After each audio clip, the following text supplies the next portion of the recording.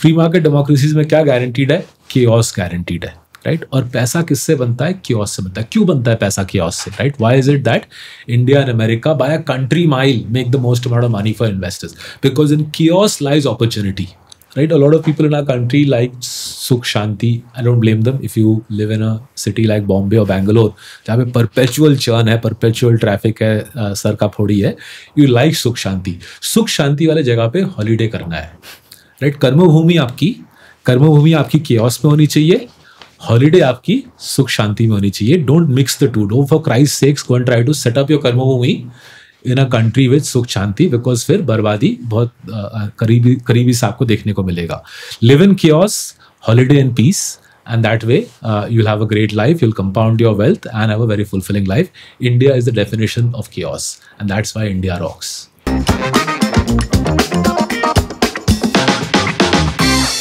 Welcome to Coffee and Investing with Saurabh.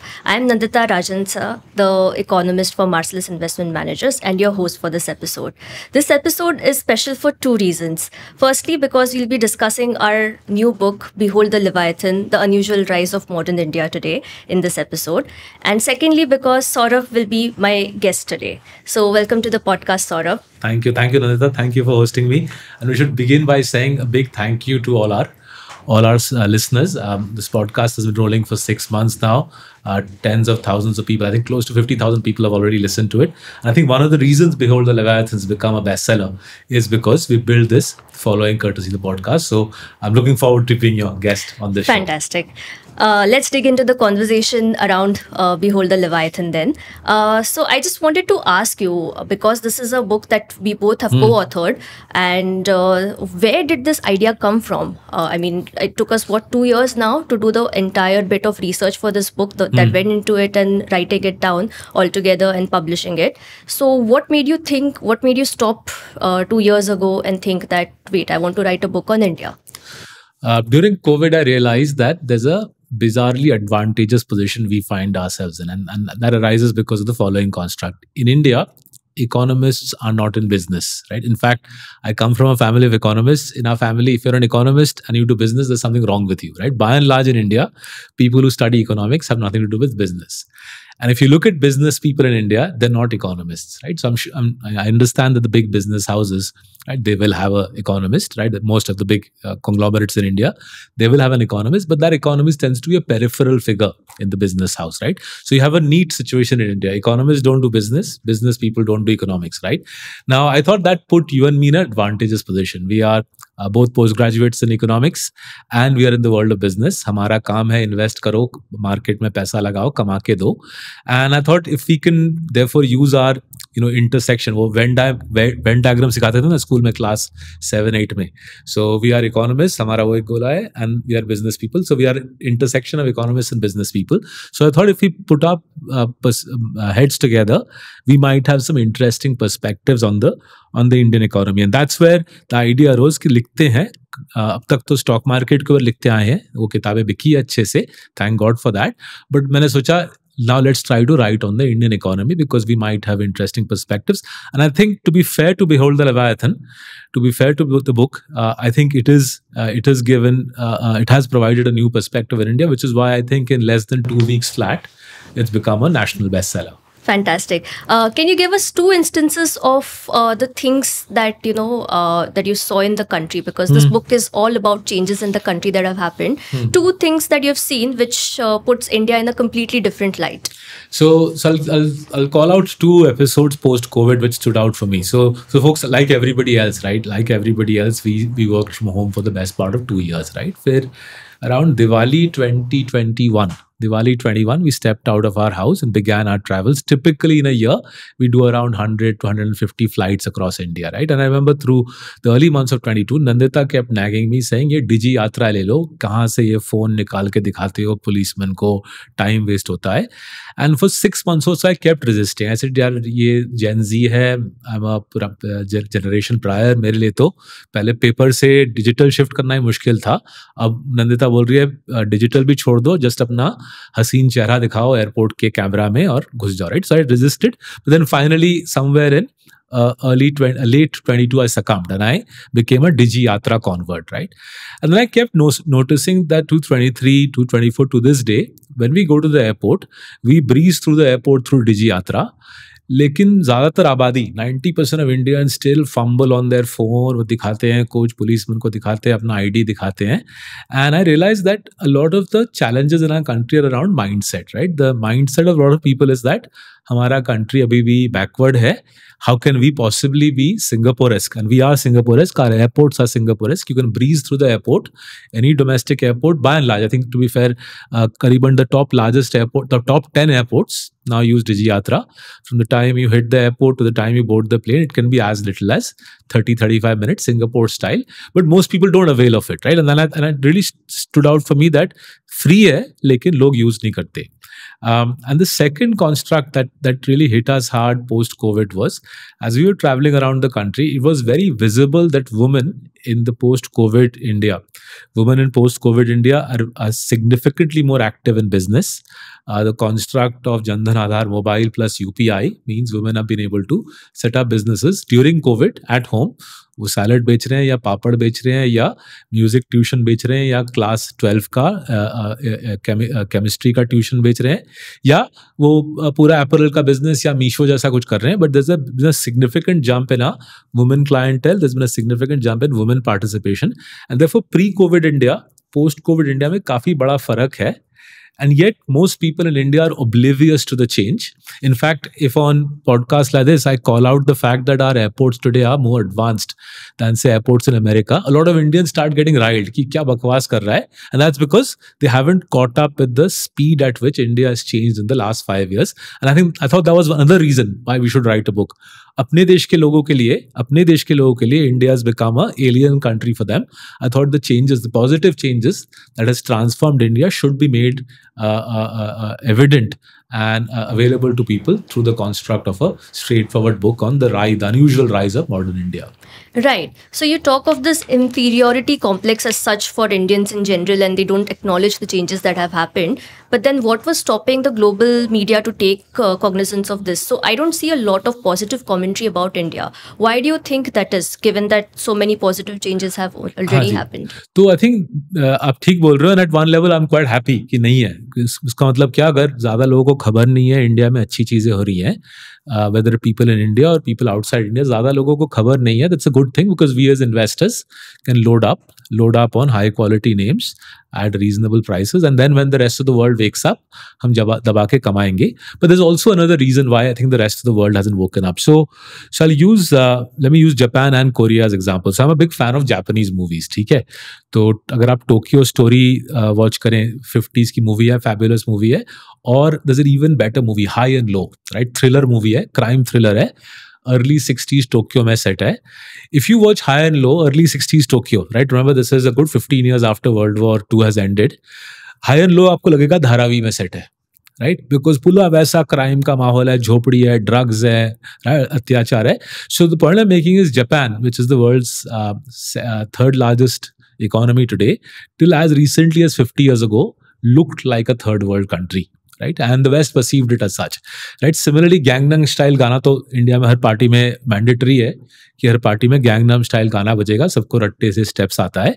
But if you see pictures of Gangnam in the early 70s, Korea का soul का district है, soul में district है गैंगनाम बोल के, अगर आप गैंगनाम की पिक्चर्स देखो from the early 70s, it looks like proper Dharavi style setup. ठीक है.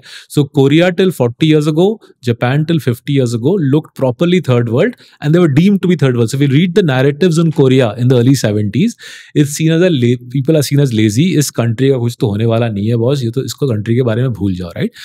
So that's the typically the narrative of the global media. When a country optically looks poor, but actually was on the ascendant. And those are often the best countries to load up on. Optically लगता है कि गरीबी है, but actually नीचे ferment है, भयंकर change है, और country ऊपर आ रहा है. And as I'm sure everybody watching this podcast knows, in the last month or so, foreign investors have sold, I think, $15 or $16 billion of Indian equities. That's music to my ears. मेरे ख्याल से और बिकाव चलेगा, विदेशी निवेशक और माल बेचेंगे. अच्छी बात है, तब हम खरीदते रहेंगे. I agree with you 100% here, because throughout our traveling, throughout our meeting with people, Yes. we've come across a lot of themes which were sort of undercurrents. It's not as apparent, it's not as in the face, but that change was already happening, and it has only started to come to the fore post-COVID. So one of those changes that we discuss extensively in the book is also the rise of Indian women, which is perhaps also the most contested. I simply do not understand why people do not understand that data is showing something else, and they discredit actual data which shows that Indian women are rising. I mean, नहीं, again मैं खुश हूँ boss, मैं खुश हूँ कि something as evident as the ascendancy of Indian women. You as an Indian woman might not be happy that the rise of Indian women is not acknowledged, but I as an investor I'm super happy कि लोगों को ना तो समझ आता है, और जो थोड़े से कंजर्वेटिव टाइप लोग होते हैं उनको पसंद भी नहीं आता ये बात. मेरे लिए बहुत खुशी की बात है. क्यों? Because as Indian women rise, and the data is evident, folks. So Nandita is going to give you more layers, but मेरे लिए 3 जो factoids मेरे दिमाग में सुबह से शाम घूमते रहते हैं. Indian women are now more educated than men, right? School में, कॉलेज में, हाई स्कूल में, यूनिवर्सिटी में more educated than men, far more educated than men. Indian women के बैंक में ज़्यादा पैसा है. और अगर आप एमफी का डेटा देखें, एसआईपी की गिनती, मतलब जो सिस्टमैटिक इन्वेस्टमेंट प्रोडक्ट हर महीने जहाँ पे पैसा डालना होता है, वहाँ पे भी वुमेन लोग मेन से आगे जा रहे हैं. काफ़ी और डेटा भी है, राइट? फॉर एग्जांपल आरबीआई के डेटा के तहत डिफॉल्ट रेट्स, मतलब जिस रेट पे वुमेन डिफॉल्ट करते हैं वो मेन के मुकाबले आधा है. Indian women default rates are half of men, right? So there's a ton of data showing the ascendancy of Indian women, but because the rest of the country hasn't woken up to this, people like us can load up on stocks like Trent, which we did. भर के Trent खरीदे हमने 2 साल पहले और खरीदते रहे हैं, as the rest of the country was oblivious to how companies like Trent, like Titan can be transformed by women, female affluence. ये कहानी शुरू हो रही है और कमाएंगे. क्विक डिस्क्लेमर दे देता हूँ, ट्रेंड, टाइटन हमारे बहुत सारे पोर्टफोलियोज में है. मैं निवेशित हूँ उसमें, हमारे फैमिलीज, नंदिता की फैमिली, मेरी फैमिली निवेशित है, और जाहिर है हमारे 5,000-6,000 clients are also invested in these names. But Nandita, you are better placed as a Gen Z woman to comment on ये हुआ कैसे, ये क्रांति आई कैसे? How did Indian women tear ahead of Indian men? Right. So bear with me if I repeat a few of the factoids, but there is a logical flow to this whole argument and the whole change that has happened. So for the last 15 years, from whatever I can remember as a school-going child as well, women have been doing much better in education, in educational outcomes than men आप have किस been. Class में दिखता था school में ये? Class में भी दिखता था. On an average, women were much, or girls were doing much better than on an average boys. ये मेरा डिसएडवांटेज है, मैं इंडिया में पढ़ाई लिखाई किया नहीं है, बट अगर आपको स्कूल में दिखता था, आप बोल रहे हो वो चलता रहा, कॉलेज में भी ये दिखा क्या? Correct. So my college was unfortunately or fortunately all women. I mean, it was a co-ed college, but still 70 to 80% of my class were all women, and then only like man कहाँ पे थे फिर वो? Arts college था, तो I अच्छा, don't man think. कुछ और कर रहे थे, साइंस कर रहे थे, मैनली चीज. Correct. So no, but I'm talking in terms of the 10th standard, 12th standard results that I've been seeing. Women have been consistently scoring more than men have been for the last 15 years. Okay. So that was one data point that I had a point of reference to. And then when I was doing research for this book, I came across this data by Government of India, which showed that at all levels of educational outcomes, educational levels, that is primary education, secondary, higher secondary, and university, women had a higher gross enrollment ratio than men. Achha, so okay. basically more So the women. more girls are studying than men. Exactly. So this has been going on for quite some time. And now if you think that women are, and the data shows that women are studying for far longer than men have been, obviously their entry into labor force participation or labor force workforce is much delayed than what it was earlier, which means that your labor force participation rate was supposed to go down because more women will be staying in education instead of going into labor force. So that happened, and as a result our labor force participation rate also went down. But now as more women emerge into the workforce after completing their education, they are bound to increase that labor force participation. And India का economy का structure है कि पढ़े लिखे लोगों की जरूरत है. Exactly. थोड़ा पीटने वाले लोगों की इतनी जरूरत नहीं है. और so 60% of our economy is dominated by services, which require more of this brain sort of category of jobs rather than brawn, and that is exactly what we are seeing now, that women are emerging much forward, and RBI data actually shows this. Women today have more amount of money in their bank accounts than men do. This is urban women, right? This is Urban women के urban bank and में, metro. urban women के bank में ज्यादा पैसा है men के मुकाबले. Correct. And they also have more number of bank accounts. Fantastic. अच्छा, बैंक अकाउंट भी ज्यादा है, पैसा भी ज्यादा है. Exactly. So double whammy. And I should add to this, AMFI के डेटा के तहत SIP में सबसे ज्यादा रैपिड राइज है वुमेन का. Women SIPs are now growing way faster than male SIPs. Precisely. So I think it brings us to a broader point that change in most economies, in most situations, is imperceptible to the common eye. It doesn't become very apparent until it is very late or it starts, manifesting. So our job as an economist, I think, is to just pull that data out. And I think this was a very good beginning to the whole understanding. Can I just interject here? A lot of Indians' mental model of development is Dubai, Singapore, right? ऐसा कुछ होना चाहिए, right? But in a vast country like India, and indeed America was a very similar story 100 years ago. In a vast country like India, Dubai, Singapore is not going to be the prototype for development, right? A lot of our development, a lot of our progress, a lot of India's rise will be aspects like this, right?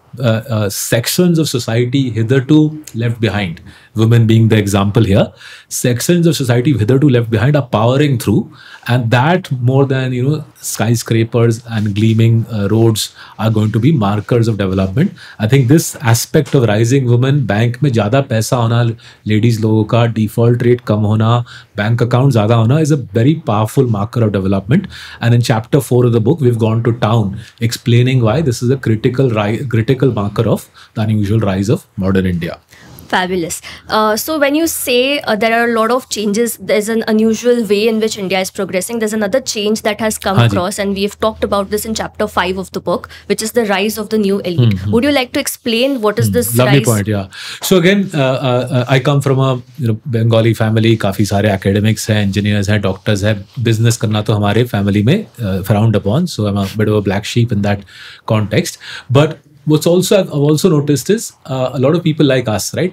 मेरी पढ़ाई लिखाई विदेश में हुई थी, अंग्रेजी बोलते हैं हम लोग, जिन एंड टॉनिक पीते हैं शाम को, बॉम्बे जिम खाना, विलिंगडन क्लब इत्यादि, right? That ecosystem of highly educated IIT, IIM, विदेशी पढ़ाई, BBC English, Queen's English, gin and tonic, cucumber sandwiches, golf, वो वाला India is gone. That's gradually being left behind. A couple of years ago, we did a crunch, rather Nandita did a remarkable crunch. She showed that the majority of the board directors of the Nifty 50 companies today, majority of board directors of Nifty 50 companies today are neither IIT educated, nor IIM educated, nor Videshi educated. They're regular Desi local graduates, right? And the rise of the local graduate, whether वो बॉम्बे के UD City में पढ़ाई किया हो, या Delhi university का हो, या उस्मानिया यूनिवर्सिटी का हो, the rise of the Desi local graduate is, I think, one of the defining features of modern India. Elite education no longer rocks. Elite education has its place, but the core driver, the core engine of boardroom India is now the local graduate. And in chapter 5 of the book, we've brought this out, right? We've highlighted कि इसके दो dimension है. एक तो है छोटे शहर में what we call octopus families. Octopus families are the rajas of छोटा शहर.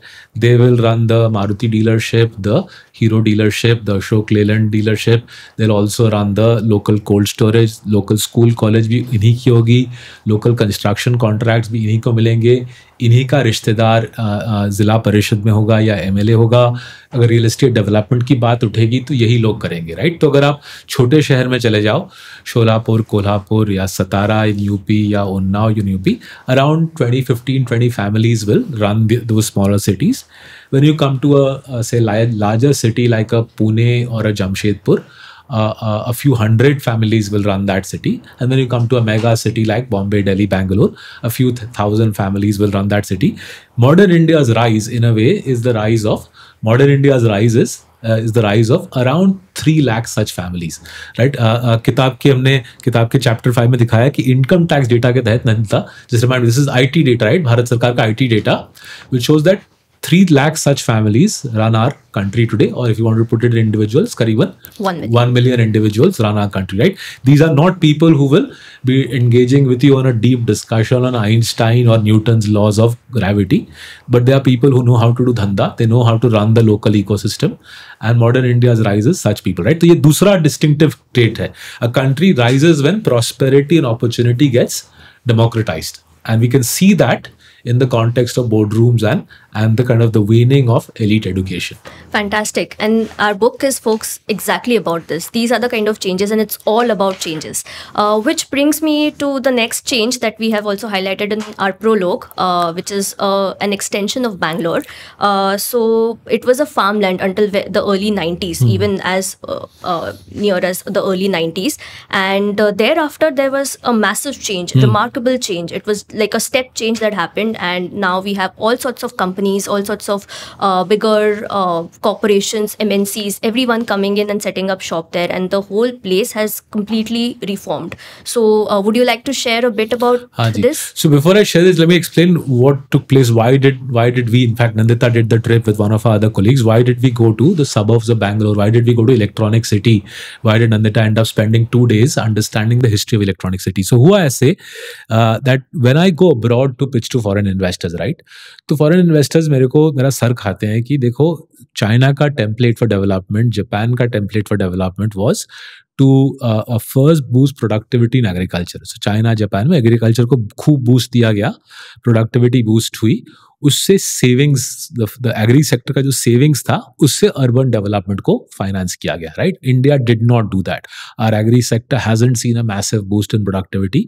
वहां से सेविंग्स नहीं निकली है, and therefore our template was very different. When we go to places like Gurgaon, like Panvel, like Hinjewadi in Pune, right, और we go to electronics, the Hyderabad equivalent of the electronic city area, right, what we noticed is effectively cities which were 50 to 100 kilometers from the rural areas, it's not cities, rural areas which were 50 to 100 kilometers from the city center, those got taken over by the urban encroachment, and they then developed into booming cities, right? And I thought that aspect of India's development is worth narrating, and the microcosm that we chose, the case study that we chose was Konappana, Agrahara.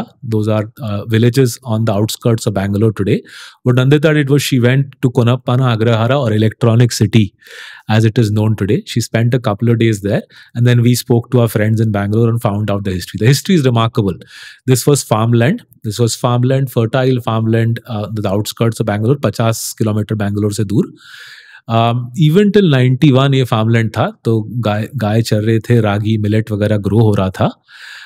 The economic reforms of 91 allowed the IT companies in Bangalore to import equipment and export their services to the rest of the world, right? Infosys was at the vanguard of this. I think Infosys went public in 92, and with that money, Infosys opened up a campus in 93 in Electronic City. So sequence याद रखिएगा, पहले 91 में PV Narasimha Rao ji ने और मनमोहन सिंह ने economy को liberalise किया, licence राज को पीछे धकेल दिया. That's narrated in chapter 3, right? And as the economy liberalized, the IT services companies in particular were allowed to export and import freely. Infosys took advantage of this, went public in 92. That gave them funds. They then used the funds to set up an office campus in what is now known as Electronic City. At once Infosys set up, other people rushed to follow the template. And between 93 to today, करीबन 30 साल में, the price of land in Electronic City is up 250x. Not just Infosys, but even Titan is headquartered there. A whole clutch of companies are headquartered there. And we've explained in the prologue of the book that we've created at least half a dozen multi-billion dollar companies. Actually, firms like Infosys के market cap तो 10, 20, 30, $40 billion है. Their employees have benefited, the promoters have benefited. The casualties also are worth remembering, right? Loser कौन है इसमें? हारा कौन? जो landless laborer था, जो वहाँ पे farming कर रहा था, that guy got displaced. There aren't so many manufacturing jobs. Hosur is a bustling suburb of Bangalore, but utne jobs nahi hai. In the book, Nandita has highlighted there's only 5 million manufacturing jobs in the whole of South India. So most of the landless laborers who were tilling the field in Konappana, Agrahara, they got pushed into the Tamil Nadu or Karnataka countryside. Arguably, they are the losers. The winners and the big winners are the Infosys founders, the Titan promoters. Titan promoters are Tamil Nadu government, Tata Sons. They would have made tens of billions of dollars. And the ESOP holders, जो employees काम करते हैं उनको ESOP प्राप्त है, they would have also made billions of dollars, right? The other casualty or the other uncertain winners are the छोटे businessmen, the SMEs, right? One of the things we've highlighted in the book is in India में अगर आप travel करो साफ दिखता है that the SME owner in a small city or village makes fatter profit margins than the SME owner in a urban context. So the Kirana store owner in Kunappana Agrahara almost certainly had better profit margins than the Kirana store owner in Electronic City, Bangalore today. Geographically, it's the same location, but profit margins SME का दब गया होगा, right? And this is a microcosm of the country. किताब में हमने दिखाया है that at the India level as well, there's a few large winners. At the last chapter of the book, we show you that roughly 7,000 companies account for 85-90% of the country's profits. They are the big winners of India. I'll have to claim that Marcellus is part of that 7,000. But then there are a million odd chota businesses जिनकी गाड़ी उतनी चली नहीं है. And this is called the power law. Free market में, sports में, free market में, power law means a handful of people take away the big price and then lots of chota losers. Microcosm, Konappana, Agrahara, Electronic City demonstrate this. But if you had to look at Hinjewadi in Pune or Gurgaon, the story would be similar.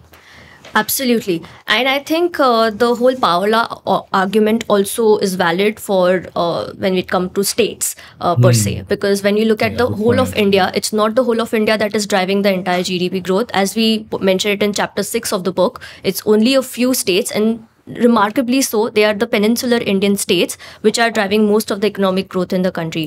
Do you have anything to say over this? So if anybody is interested in politics, अगर आपको politics में रुचि है, if you are interested in politics, I think chapter 6 is where the readers will find most joy. Because what we are saying, let me give you the good story. Let me share the good news first, then we'll come to the bad news. Good news क्या बोल रहे हैं हम chapter 6 में?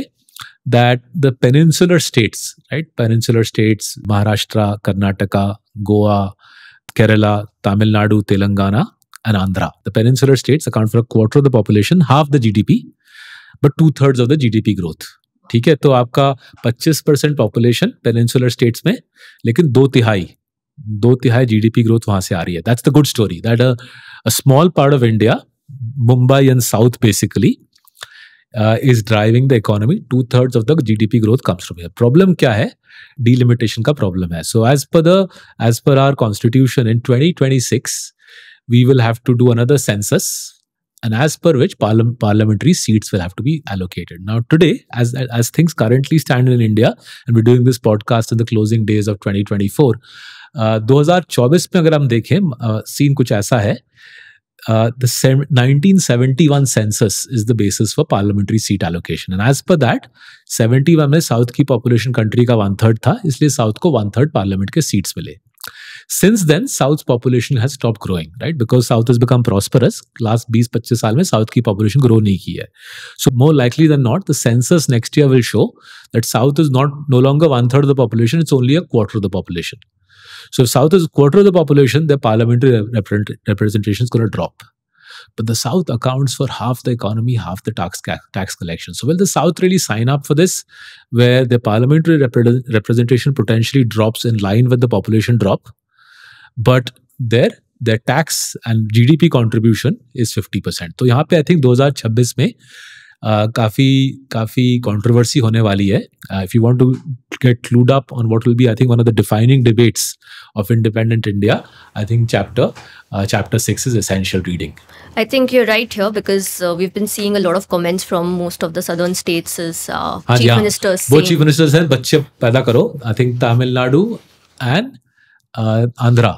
Tamil Nadu and Andhra CMs in the same week said we need to get more kids. I think perhaps, हो सकता है, but perhaps it's a little late in the day. अगर census अगले साल होने वाला है, time becomes of the issue then. Time becomes of the essence. If between now and the census, South is going to ramp its population, I think that's a little unlikely, but it is a serious issue. I think 2026, this is going to be a hot potato. But I agree with your whole assessment about southern India or peninsular India, because as a woman, when I travel for work or otherwise as well across the country, I mean, the difference is quite remarkable. It's like day and night ka difference that when I go to the north. So whenever we talk to the normal, so this is our habit, by the way, folks, that whenever we travel anywhere, our taxi cab drivers or the hotel staff that we're staying in, we have a conversation with them usually. And the kind of refinement, the kind of nuances that I can get from people who are from southern India or peninsular India when I'm talking to these people is very different from what I see in the north. North में किसी को कुछ हवा नहीं है, कुछ कोई बोलता नहीं है. They don't have that kind of clarity. The north में jobs नहीं है, right? There's no opportunity in the north, and as a result, just becoming a taxi cab driver itself is a huge feat. South, there is jobs aplenty. It's a tight labor market, and therefore the southern taxi drivers' children, and often folks, the southern taxi drivers' kids will be electrical engineers or IT graduates. They'll be working in an Infosys or they'll be working in an HDFC Bank. Nandita is right in the north. The taxi driver would have just worked his butt flat to get a seat in a taxi, and that fellow will be working 12-15 hours a day to hold body and soul together. So excess labor in the north, tight labor market in the south, and that makes all the difference. Southern people have more money, they're better educated. South में we've seen the taxi driver will usually read 2 newspapers. वो तो English पढ़ेगा और अपना vernacular भी पढ़ेगा. North में बेचारे को न्यूज़पेपर पढ़ने की टाइम नहीं है. एट मोस्ट वो अपने मोबाइल फोन में 1-2 चीज़ें देखेगा. नॉर्थ में just holding body and soul together is a challenge, and they'll work in north. Often we have to shake our taxi driver awake because that fellow would have been driving for 18, 19, 20 hours non-stop. Right. So this brings me to a very interesting point here, because everyone will be just thinking, why does Saurabh know so much about taxi cab drivers of all people in the country?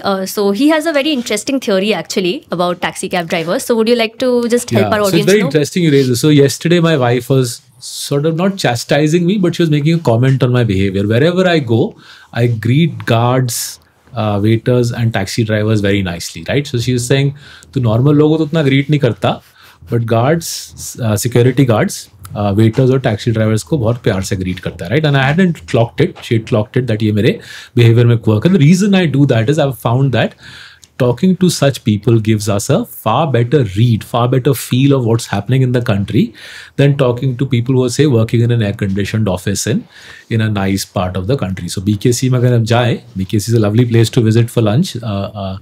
शाम को मत जाना, traffic is hellish there, but lunch पे जा सकते हो BKC. अच्छी जगह है, but BKC is not going to give you a read on what's happening in the country. Whereas talking to the security guard in Gurgaon or talking to the security guard in Tirunelveli at a factory will give you a better sense कि labor market tight है या नहीं. Security guards are a great way to figure out labor market tight है या नहीं.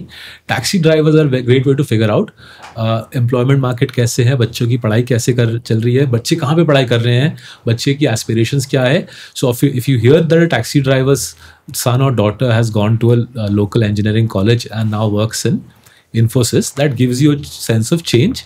And similarly, if you hear in North India, a taxi driver says, किसी तरह मैं 17 घंटे काम करके फैमिली की रोजी रोटी इकट्ठा करता हूँ, that also gives you a sense of change.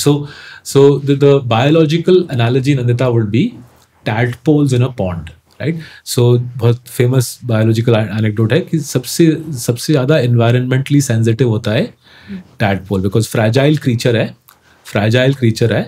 And therefore जो भी एनवायरनमेंट में, पानी में, हवा में चेंज है वो टैडपोल के बॉडी में दिखता है.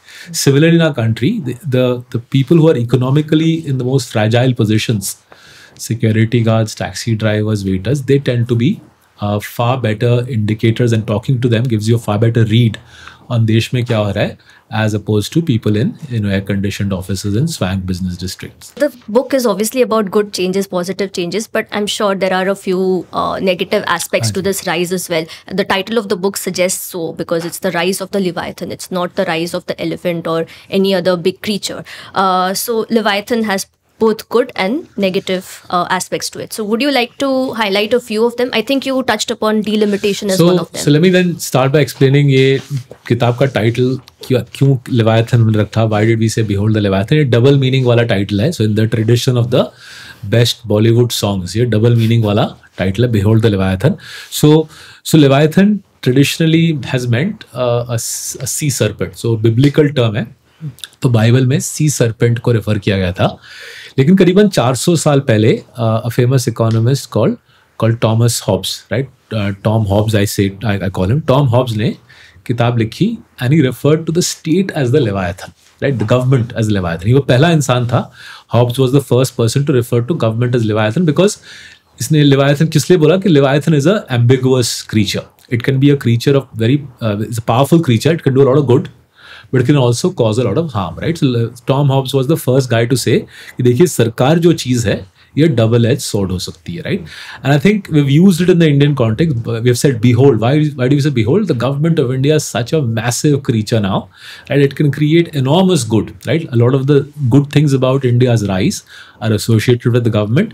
In chapter 2 of the book, we have explained giant figures in Indian policy making who have transformed our country. So government can be incredibly powerful as a force for good, but it can also cause a lot of damage, right? And hence the use of the term Leviathan. Now, if you want to think about the challenges the country faces, and the epilogue of the book that dwells on this, we've given it an acronym. It's called CAGED, right? So CAGED में पहला challenge है cost.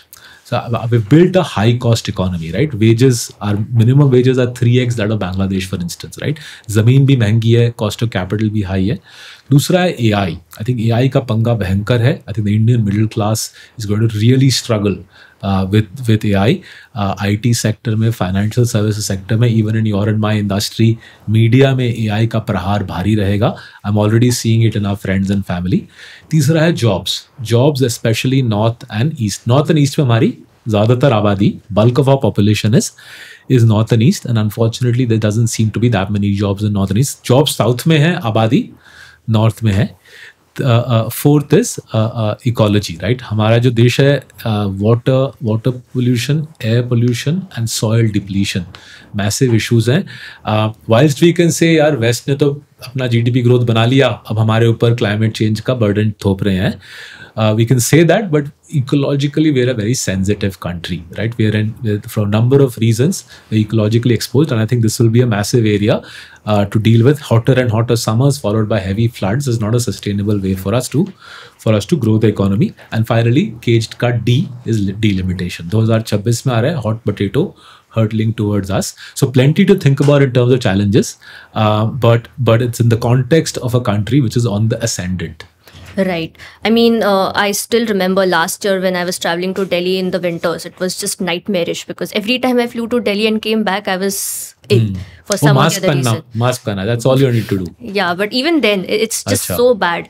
But I think like any free market economy, we will find that equilibrium. Hopefully, we will think about it and the market will find its way. But given that we've discussed so many changes, all the positives, negatives, is there a way that our investors, our audience can think about investing going forward? Not particular stocks, but the way in which they should go forward and think about how to put their wealth into instruments which will help them make money.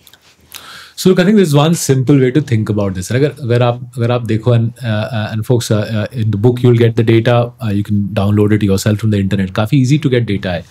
If you take the world's 10 largest stock markets, right? If you take the world's 10 largest stock markets and आप उनका return calculate करो, dollar में करो, because it's a uniform way to calculate returns. The only two markets, Nandita, amongst the world's 10 largest markets, the only two markets which have given double-digit dollar returns over the last 10 and 20 years, right? Last 10 साल, last 20 साल, double digit dollar returns सिर्फ दो ही देशों ने दिया है.